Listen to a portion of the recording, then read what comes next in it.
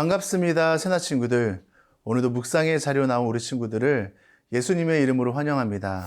말씀을 나눌 최성규 목사입니다. 변화와 변질이라는 단어가 있죠. 바뀐다는 의미에서 그 성질은 같지만 결과는 전혀 다릅니다. 변화는 본질을 더 가치 있게 바뀌어지는 상태를 말하지만 변질은요, 본질을 훼손시키죠. 그런 의미에서 변화는 노력이 필요합니다. 여러분들이 새날을 통해 묵상을 하는 것도 노력에 속하죠. 오늘 말씀을 통해 변질이 아닌 변화되는 우리 친구들이 되길 축복합니다. 오늘의 주제는 영적 개혁 프로젝트입니다. 오늘의 말씀은 열왕기상 15장 9절에서 24절입니다. 이스라엘의 여로보암 왕 20년에 아사가 유다 왕이 됐습니다. 아사는 예루살렘에서 41년 동안 다스렸습니다. 그의 어머니는 아비살롬의 딸 마아가였습니다.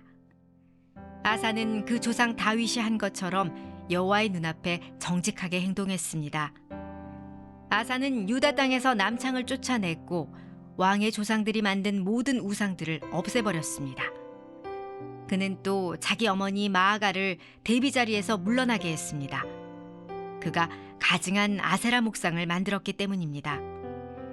아사는 그 목상을 찍어 기드론 골짜기에서 태웠습니다. 비록 산당을 없애지는 않았을지라도 아사의 마음은 평생 여호와 앞에 온전했습니다. 아사는 자기 아버지가 바친 물건들과 자기가 바친 물건들, 곧 은과 금과 그릇들을 여호와의 성전에 갖다 두었습니다. 아사와 이스라엘 왕 바하사의 사이에는 그들이 살아있는 동안 전쟁이 끊이지 않았습니다. 이스라엘 왕 바하사는 유다를 공격하러 올라가 라마를 건축하고 어느 누구도 유다 왕 아사에게 왕래하지 못하도록 막았습니다. 그때 아사는 여호와의 성전과 자기 왕궁 창고에 남아있던 은과 금을 다 가져다 자기 부하들에게 주었습니다. 그리고 다메섹에 사는 다브림몬의 아들이며 헤시온의 손자인 아람 왕 베나닷에게 보내며 말했습니다. 내 아버지와 당신의 아버지 사이에 동맹을 맺었던 것처럼 나와 당신 사이에도 동맹을 맺읍시다. 보시오, 내가 당신에게 은과 금을 선물로 보내니 당신은 이제 이스라엘 왕 바하사와 맺은 동맹을 깨트려서 바하사를 내게서 물러가게 하시오. 베나닷이 아사 왕의 말을 받아들이고 군 사령관들을 보내 이스라엘 성들을 공격하게 했습니다.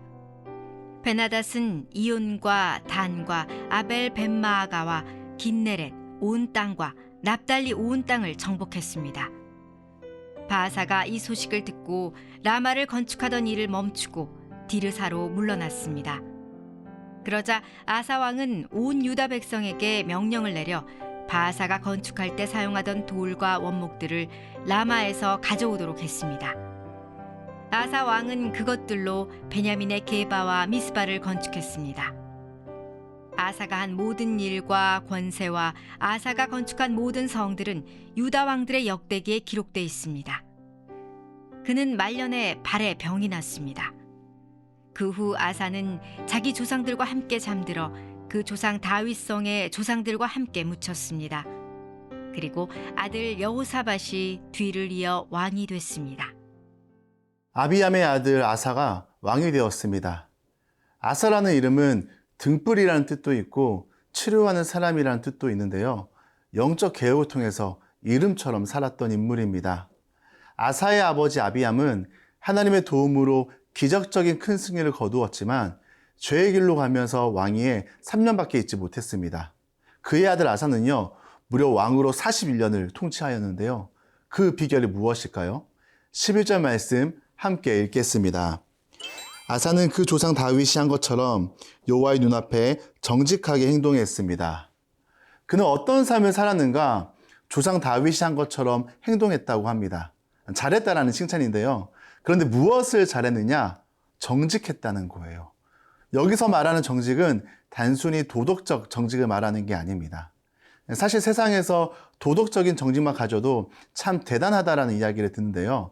여기서 말하는 정직은 법, 규범, 그 이상을 말합니다. 아사는요, 하나님 앞에서의 정직이었습니다. 하나님 보시기에요.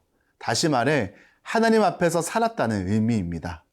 눈에 보이는 사람을 의식하지 않고 눈에 보이지 않는 하나님을 의식하며 살았습니다. 그렇기에 그의 기준은요, 하나님이었습니다.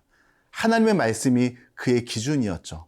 그 기준으로 남유다를 바라보니까 그의 눈에 들어오는 것들이 있었습니다.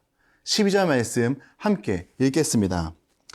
아사는 유다 땅에서 남창을 쫓아냈고 왕의 조상들이 만든 모든 우상들을 없애버렸습니다. 솔로몬 때부터 아비암까지 만들어진 우상과 음란의 문화를 봤는데요. 아비암은 조상들의 죄를 극복하지 못했지만 아사는요, 극복합니다. 우상을 타파할 뿐만 아니라 13절을 보면 마아가를 대비 자리에서 물러나게 하는데요. 왜일까요? 이스라엘 백성들로 하여금 우상을 섬기게 했던 아스라 목상을 만들었던 장본인이기 때문입니다. 설령 그를 양육하고 키워준 마아가를 할지라도 폐위시키는 것이죠. 여러분, 신앙은요, 정으로 하는 게 아닙니다. 기준입니다. 많은 신하들이 말렸을 거예요. 그럼에도 불구하고 그가 영적 개혁 프로젝트를 실행할 수 있었던 건 그의 기준이 달랐기 때문입니다. 사랑하는 새나 친구들, 묵상을 통해 하나님을 향한 바른 기준이 세워지길 축복합니다. 코람데오라는 말이 있죠. 하나님 앞에서라는 의미입니다. 이 기준이 우리 안에 견고하게 세워지길 소망합니다.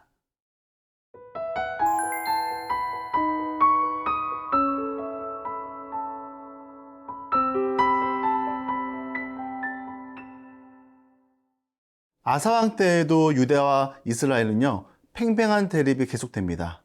아사왕 집권 말년인 36년째에 이스라엘 왕 바하사가 유다를 침공합니다. 강력한 공격이었지만 전쟁의 승패는 무기와 전략이 많고 적음이 아니라 하나님을 의지하냐 안 하냐에 달려있다고 했잖아요. 이번에도 아사는 하나님을 의지하고 나가면 문제없는 일인데요. 이상하게 이번만큼은 아사왕이 의외의 반응을 보여줍니다. 19절 말씀 함께 읽겠습니다. 내 아버지와 당신의 아버지 사이에 동맹을 맺었던 것처럼 나와 당신 사이에도 동맹을 맺읍시다. 보시오, 내가 당신에게 은과 금을 선물로 보내니 당신은 이제 이스라엘 왕 바하사와 맺은 동맹을 깨뜨려서 바하사를 내게서 물러가게 하시오. 이방 민족인 아람 왕 베나닷에게 막대한 뇌물을 주면서 이스라엘 바하사와의 관계를 끊어달라고 얘기합니다. 원래 아람은요, 이스라엘과 서로 돕기로 한 우방 사이였습니다. 아사 왕이 뇌물을 써서 배신하게 만들고 이스라엘을 치게 만드는데요. 사실 사람의 눈으로 보면 굉장히 전략적인 전술이라 생각할 수 있지만 그 전략의 중심에는요, 하나님을 신뢰하지 않는다는, 하나님보다 이방 나라를 의지하고 은과 금을 의지한다는 그의 불신앙이 담긴 것이었습니다. 여러분, 우리의 신앙은요, 누구를 주인으로 여기는가의 싸움입니다. 내 인생의 주인이 하나님에서 나도 모르게 눈에 보이는 은과 금으로, 힘이 있어 보이는 이방 나라로 바뀔 수 있다는 것이죠. 그래서 우리는요, 깨어 있어야 합니다. 편안한 때일수록 영적 긴장감을 놓치지 않고 살아야 합니다. 아사왕은요, 36년까지 잘 걸어왔습니다. 그런데 영적 긴장감을 놓치는 그 순간 나도 모르게 내 주인이, 내 기준이 변질됩니다. 하나님이 아닌 은과 금을 의지하고 아람 왕 베나닷을 의지하며 자신도 모르게 변질이 찾아온 것이죠.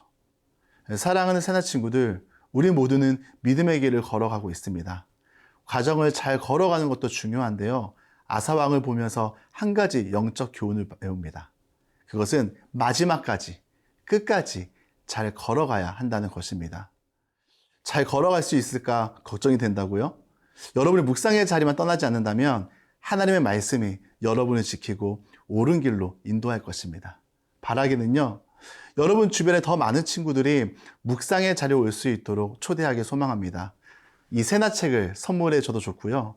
우리가 함께 묵상함으로 탈선하지 않고 믿음의 길을 완주하는 우리 새나 친구들이 되길 축복합니다. 사랑하는 주님, 말씀을 통해 우리 자신을 돌아봅니다.